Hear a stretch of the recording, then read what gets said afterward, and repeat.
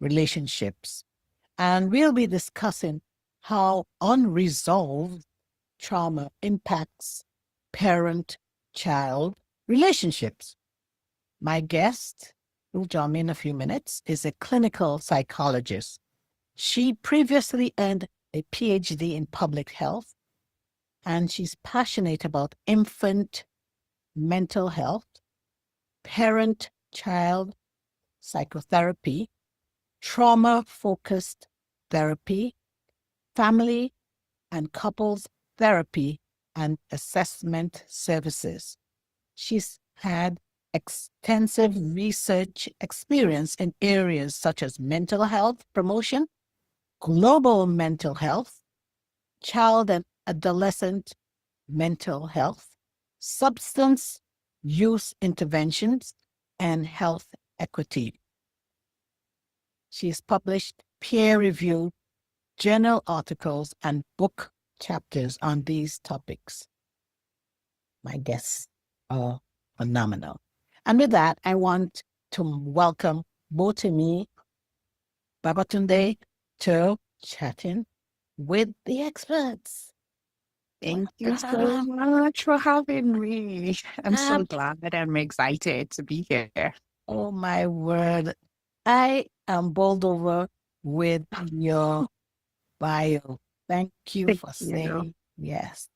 Thank you. Thank you so much. I am so excited to be here to talk about one of the things I am truly passionate about.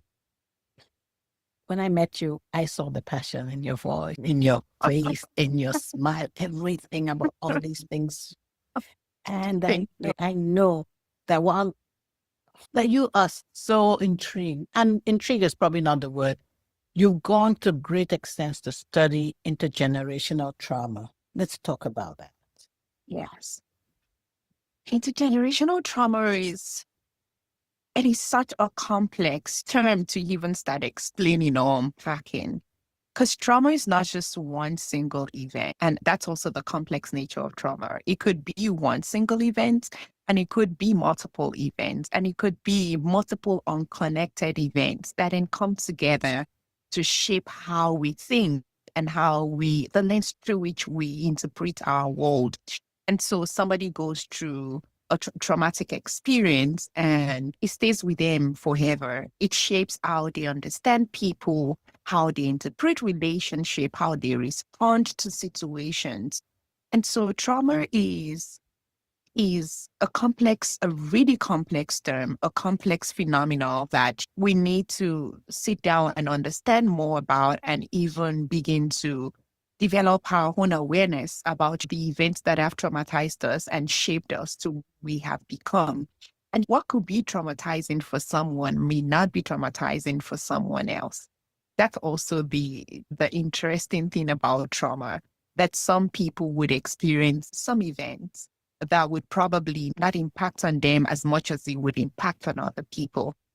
And some people would experience some events that other people may consider non-traumatizing that would really significantly shape their lives, even into adulthood. For example, if they experienced it as a child.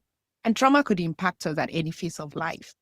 It's not just when we are children. We tend to develop or try to talk to parents from a psychologist standpoint about developing protective factors for children so that they are not overly exposed to traumatic experiences. But we also do know that it's almost impossible to shield or protect a child from experiencing trauma.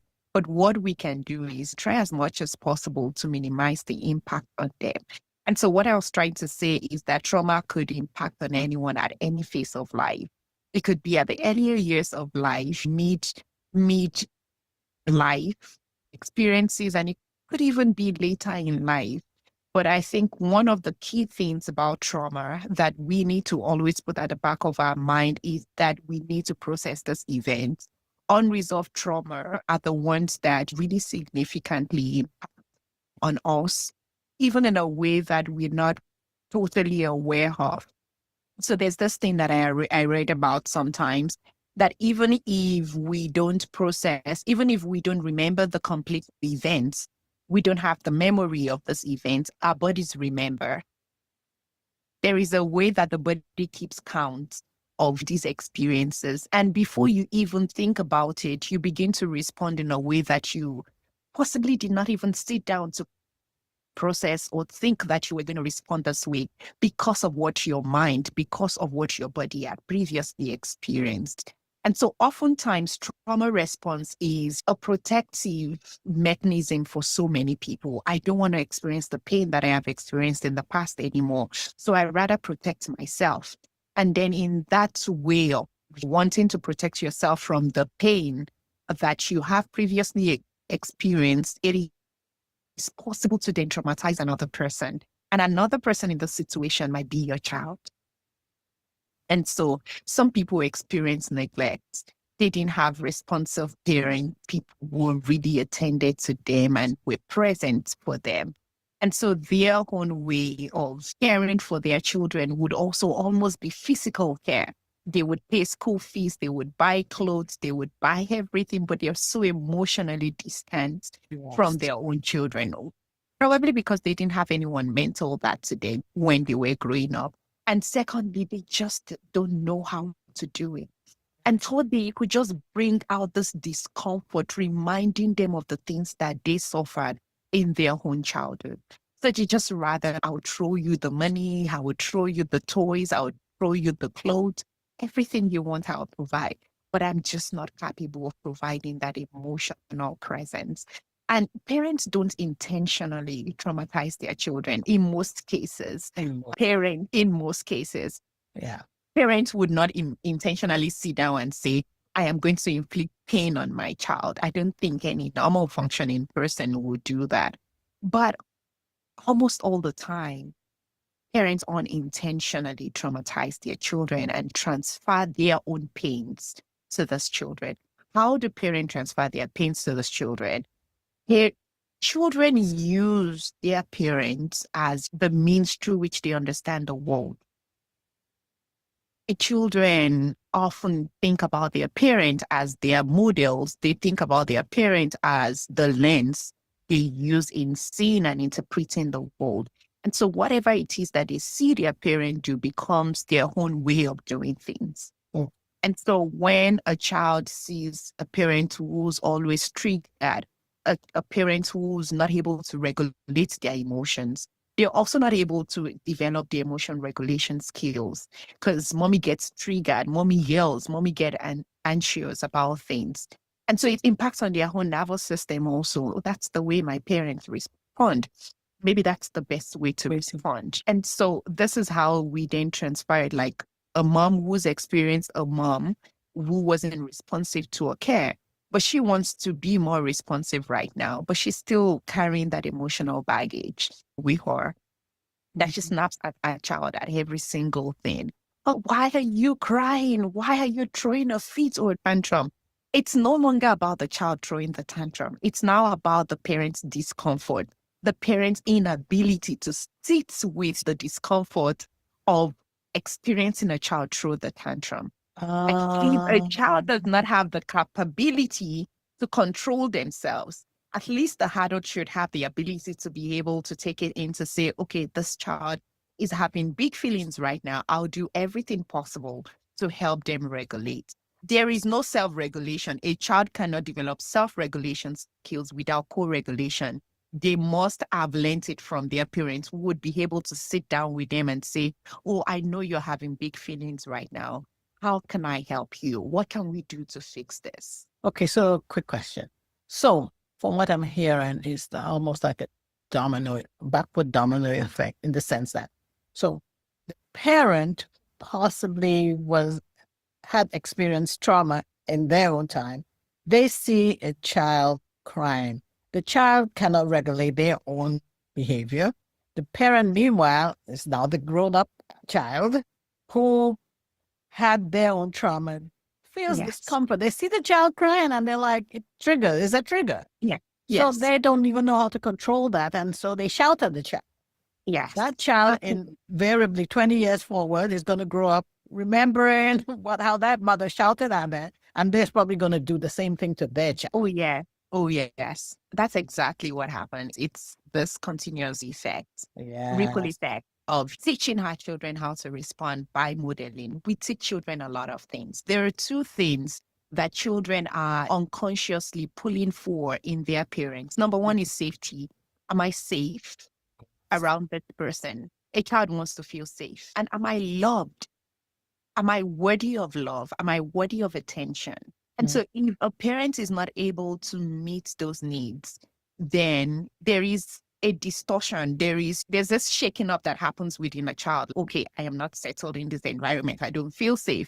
I don't feel loved. I don't feel worthy of love. And so that is already shaping their own perception of their own self first, and then their own perception of other people around them. Okay, so I have a question for you. So in your bio, you mentioned, your bio indicates that you're passionate about infant mental health. Yes. Many of us grew up not even thinking, I should say not thinking, but when we think about mental health, we think about most times people who are cognitively aware.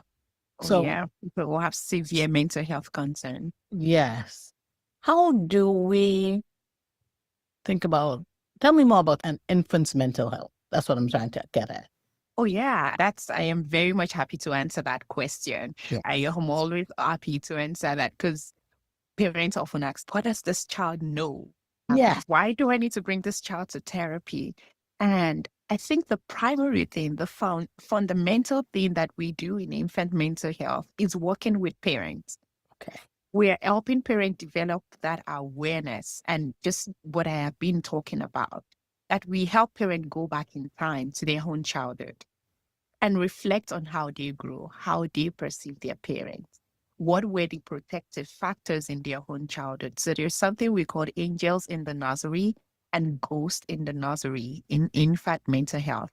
Angels in the nursery are those positive experiences that they had in their own childhood. And ghosts in the nursery are the traumatic experiences that they had growing up.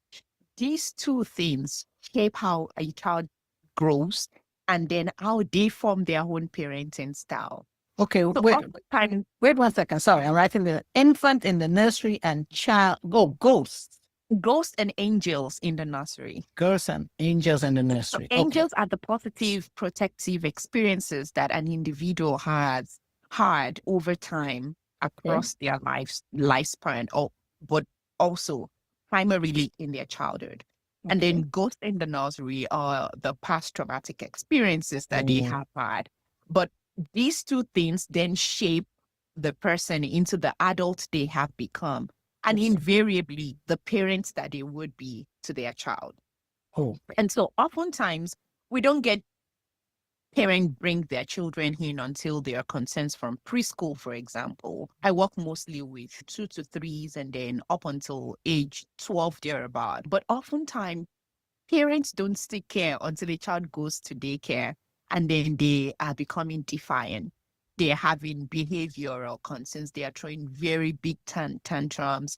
They are eating and pulling on other children, and they just have severe behavioral difficulties or even emotional difficulties. These are the times that we get them. The school then refer them to infant mental health. And then they come in and say, I don't know what is happening to this child. I have done everything possible to help this child, but it's just not working. So I need help. I need you to fix this child.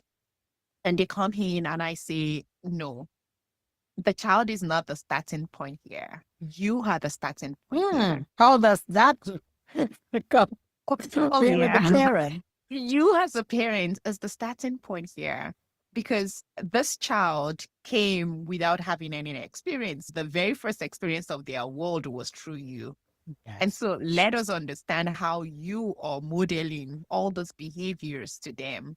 Or let's see how you are shaping their own perception of the world, perspectives of the world. And then we sit down and I'm like, tell me about your childhood. And then we go on, and then my parents were never present. I lived with an uncle, or I lived with my mom. She was a single mom and she had to work so hard. And I had to take care of my younger ones. I had to grow up very quickly. My mom didn't have any time to attend to my emotions. She was so focused on paying rent. My dad wasn't present. My parents were constantly fighting at home. I experienced them fighting. I experienced physical abuse, domestic violence, and emotional abuse, and all of that.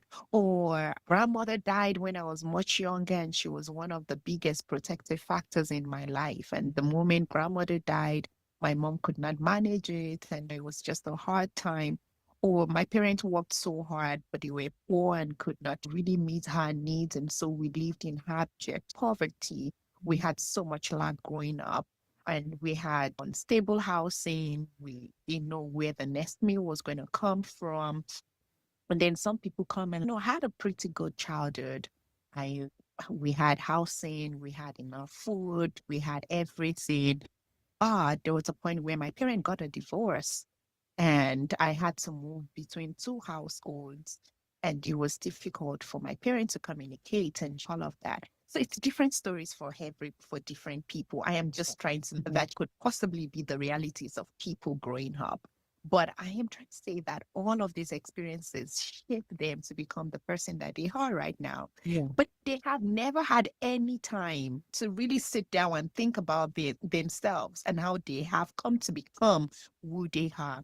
I once had a caregiver sitting across me and said, I feel like I'm always angry and I don't know why I'm angry. And then I said, let's talk about it. What was your relationship with your parents like?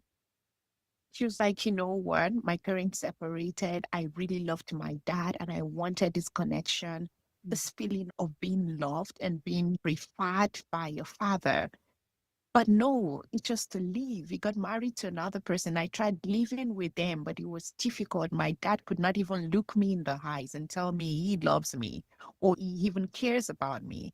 And then I moved in with my mom. She's moved in into an abusive relationship. Her boyfriend was eating and beating her. And then this is the condition she grew up in. And I said, I think we have the answer. You have never sat down to process this, to think about this. And then you grew up into a parent who constantly wanted to fix that for your children. Didn't want to be an absent mother. You wanted to protect your children so much that you became overprotective in the process. And you begin to say things like, I don't know why I'm not able to do the right things by my children. I am doing my possible best as a parent, but it's just not working because those things weren't addressed. So it either oftentimes trauma is just so complex in that way that if it's not resolved, if it's not addressed, it swings you on the extremes of the pendulum, of the balance rather. You either become so desensitized or you when I'm talking about what I'm talking about is probably to the emotional needs of the children, or you become overprotective, overly protective, which are two extremes that are bad. What Yes. we want to do is find the middle point, the balance. And how do we And what find exactly, and how do we find that? So there is no perfect person. When it? parents come in, I tell them that you cannot be perfect, and perfectionism is not what you should be striving for right now. You can be good enough for your child. Yeah. Who is the good parent for your child is what we should figure out. What are the needs of your child? And how can you, as a parent, develop the skills to meet the physical, emotional, psychological needs of this child? That is what makes you a good parent. And as long as you're doing that, even if there are times that you miss it or do it wrong sometimes, there is always opportunities to go back and say, oh, I did that wrong. I can do better. These are the ways I can do better next time. That is where you're able to find balance, that you're able to sit down and reflect on your responses. You're aware, gaining that level of awareness of how you are presenting every day. It's possible that we just live our lives every day without even being intentional about how we are presenting. We just know But that we wake up, we do the normals. Like we wake up, we wake the children up, we get them ready for school, we pack their lunch boxes, we drop them off at school, and we just not paying attention to all the things in between the line, in okay. between those chores that we do.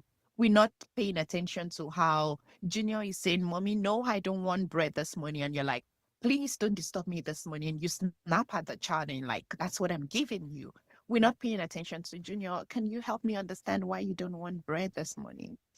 And oh, mommy, it's because it's like this. And you're like, oh, no, that's not it.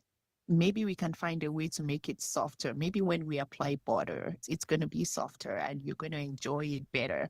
But we're not paying attention to having those conversations. We just want things to go our way. And that's what trauma does to us. And trauma puts us in a place where we want to always have control because that's what gives us power. That's what puts us in a safe space. We always want to feel safe, right? We don't want to experience that pain anymore. And the only way to do that is to have control over every situation. And I guess that's why you mentioned unresolved Yes. trauma. That's why it impacts parent and the child, because until you get to the bottom of it, okay, Oh, why are we looking for the control? Why are we looking just for a oh, yeah. solution? Why are we Oh, looking yeah. for the comfort? Why are we looking for the easy way? Until, as you Yeah. said, when they bring the children to you Yeah. and they say, this child is the problem, and you say, okay, Oh, yeah. let's talk more about this. What happened to you? What was Oh, your childhood like? Because, yeah. like you say, when Junior is saying, oh, I don't want to eat this, or sometimes Junior is like, I don't want to wear these socks, oh, I don't Oh, want to go yeah. to school. We're like, Oh, so yeah. I have to get to work. So just Oh, hurry yeah. up, hurry up. Oh, And yes. then let's find out why. And then you could Yes. find out the reason. Like I And that's look, what the child is actually pulling for. It might yeah, not even be the clothes. It's yeah, just the attention they're pulling for. I just want mommy to attend to me. me, yes. Yes, I just want mommy to, or daddy to attend to me, or Oh, daddy to yeah. see me Oh, yeah. I and, just want to be seen and heard. and heard. Yeah. And daddy's thinking, I just have bills to pay. I just have to I get to need to work. be at work. Yes. Yes. So But why are you nobody ever bothering me? gave me to my emotions. And so I am paying your school fees. You have shoes, you have clothes. You should be thankful. Yes. Are you Um, not happy? oh, yes. Are you not fed? Are you Mhm. hungry? Don't you have a roof over your Over your head? head? No. And human needs are way beyond that.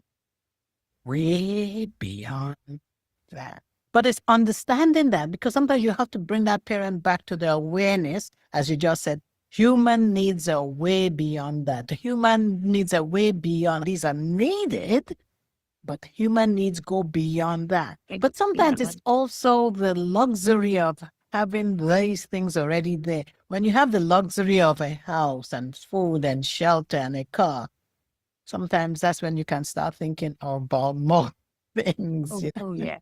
Oh, yes.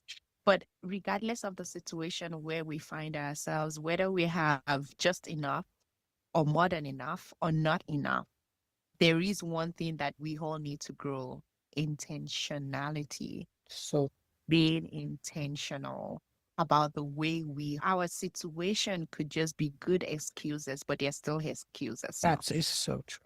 That doesn't mean that we're not capable of doing better. That is It just depends on our level of awareness and our determination and decision to be intentional in how we present, what we choose, what we don't choose. that's so.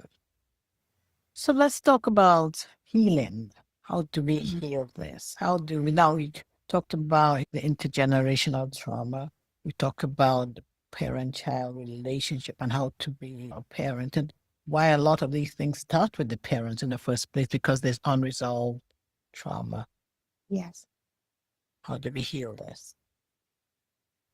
Healing stands from gaining awareness So that we have already started talking about. That we talk about oftentimes when I sit down with parents and I say, tell me about your child, they're not able to remember the intricate details of their childhood. And that's not what I'm reaching for. I want to know the experiences that stays with them.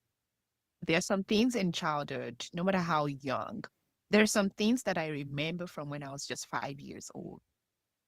I do not remember my 5 year old experience as a whole, but there are one, two, three events that I can remember. And it means that those events shaped me somehow. They impacted me somehow for me to still have the memories of that. And so these are the memories that I want to explore with them. Take me back in time. And then we begin to talk about those things. And parents would often cry and would say, I had never processed this. these memories and never brought it back because it's just so painful to remember. So the recollection of the memory is the starting point for healing, because parents have avoided, they have repressed these memories over time, but bringing them back to the point where they're able to sit down and tell the story. One thing about therapy, I'm just going half trajectory right now, but one thing about therapy that people don't understand is that it helps you to think and talk at the same time. And the more we think, the more we talk and process this event, the more we minimize the impact on us, because we begin to gain increased level of awareness. Like, oh my, this is how this thing has impacted me. This is the reason why I am like this. And oftentimes people want to go back. For example, if their parents were the agent through which this trauma was perpetrated, they want to go back and have these conversations. And unfortunately, some people don't have that.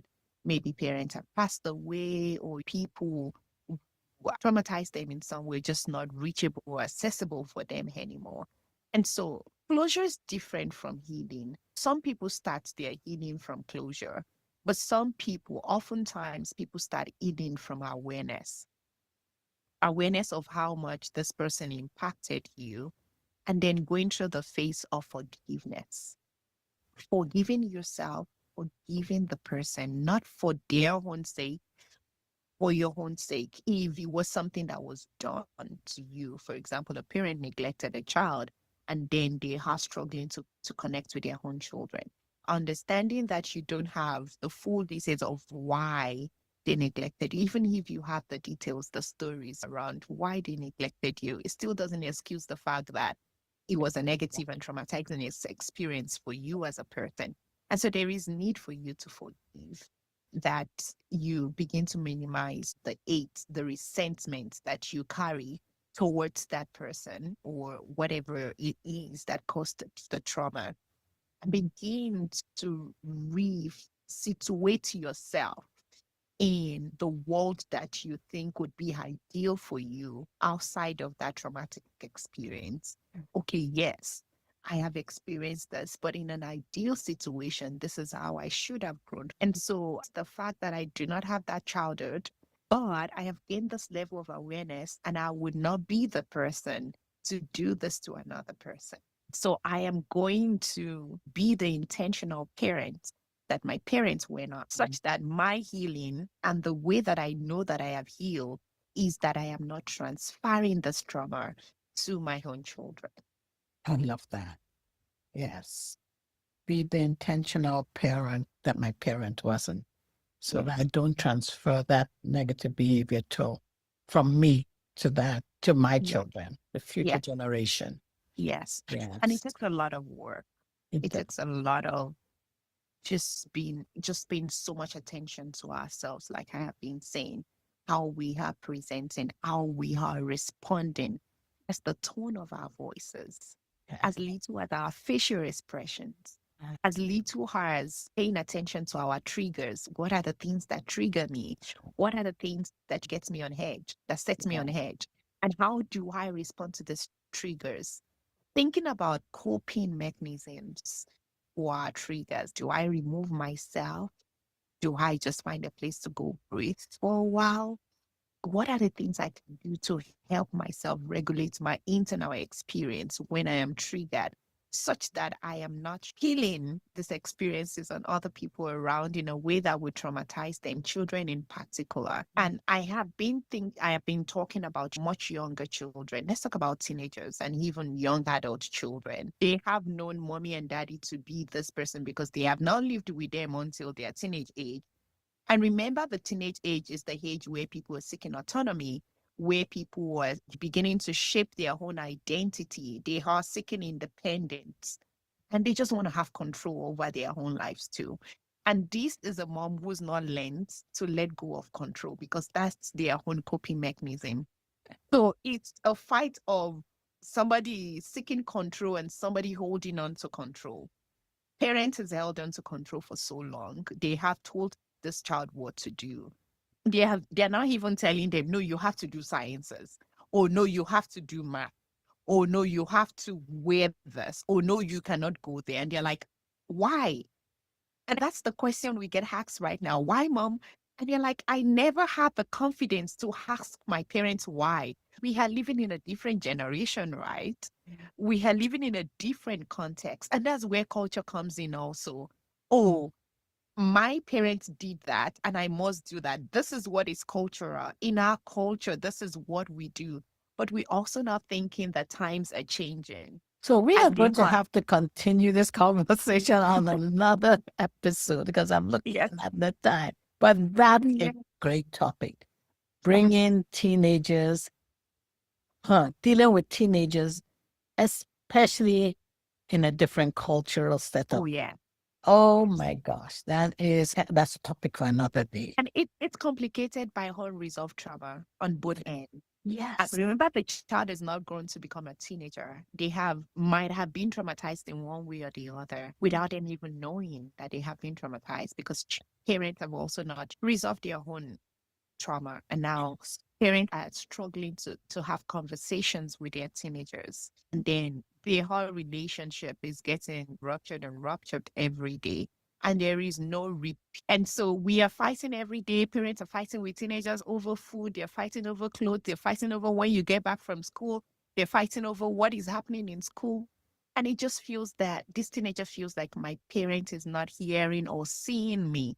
Parents are also so frustrated and praying over this child, but this child is just so defiant. They're not listening. But the challenge is right in their relationship. If only everybody could sit down and say, I really want to listen. If parent can say, I'll let go of control and then teach the teenager how to manage control. And then thinking about young adults or adult children, or finally the teenager is like, I cannot wait to be out of this house. The moment I am off to college, that would be the end with this mom. I will never come back or have to stay or live with this woman anymore. And then they leave for college. And the relationship that wasn't really great while they were at home, then distance then helps to widen the gap in that relationship. And so parents are not able to connect with their adult children anymore. They don't need them for anything, maybe except for financial support, where even in this culture, children can work and get some money and manage through college by themselves. And so there is maybe no need for this parent anymore. They don't have to choose what they wear, what they would eat, what time they get back anymore. And parents then begin to get into that phase where they are empty nesting, they're lonely, and they are grieving the loss of that relationship with their child because of the things that they did not pay attention to while this child was growing within the household. And there is room for repair. One thing that I would really want parents to take home from today's conversation is finding ways to repair. Parents are lucky to still have very little children below the age of 5, that this is the age where parents need to be very intentional about their presentation, about how they are developing this relationship with their children. And even if they now have teenage children that they are now struggling to connect with, that there is room for them to take a pause. Okay, how am I contributing to these dynamics as a parent? And what can I do to begin to repair? There is no need to be afraid of rupture in relationship if we know how to repair. And I think that's one thing we need to learn culturally, particularly as Africans, that it's okay for us to apologize to our children to say, I yelled at you yesterday. I am so sorry I did that. Can we have a conversation about that? That's I think that's a learning. Income. There's a learning curve for the African parent to know apologies are part of growth on both sides. The children need to hear it, and the parents need to know it is okay. It doesn't take away respect from you. If anything, it helps your children to grow into better adults, and they respect you even more for doing that because ultimately they see that you see them. They see that you are what am I saying? They feel that you are helping to bridge the gap between your culture and the culture that they're going out the door to be a part of. And Yeah, they see the effort. they see you're making an effort. Yeah. Yes. We have to have another episode to talk about that, because I will be doing that. that's a topic on its own. Oh, yes. Oh, yes. Oh, yes. Oh boy. Oh, but to me, this has been absolutely amazing, and I've learned so much. But for those, we only stopping because we have people in the audience who would love to talk more with you. But for those listening on Apple Podcasts and Spotify, or watching this on YouTube, if they'd like to get in touch with you, how can they do that? My email address would be the best way. It's Okay. my first name, GBOTEMI, and my last name, BABATUNDE, the number one at gmail.com. And I'll be happy to have that conversation with them. Okay, I can drop that in the chat and put that, of course, in the show notes. And oh my gosh. And for those who, of course, are listening to this on the Apple Podcast or Spotify, or watching this later on YouTube, if you'd like to be a guest, just like Botumi has been, reach out to me on my website, which is chattingwiththeexperts.com. I'm also on LinkedIn as Paula Okone, on my business page, which is a better place to get in touch with me. You can, which is Chatting with the Experts. I'm also on YouTube. Please subscribe to me there at Chatting with the Experts. And I am also on Instagram, and my handle there is at chat_experts_podcast. And now we will open up the floor to all who joined us so that they'll get an opportunity to speak with both me herself and ask the questions that I haven't asked her or I forgot to ask her. And this will be your opportunity to do that. Thank you so much, Botumi, for being a guest on Chatting with the Experts. Thank you so much for having me. It was such an experience.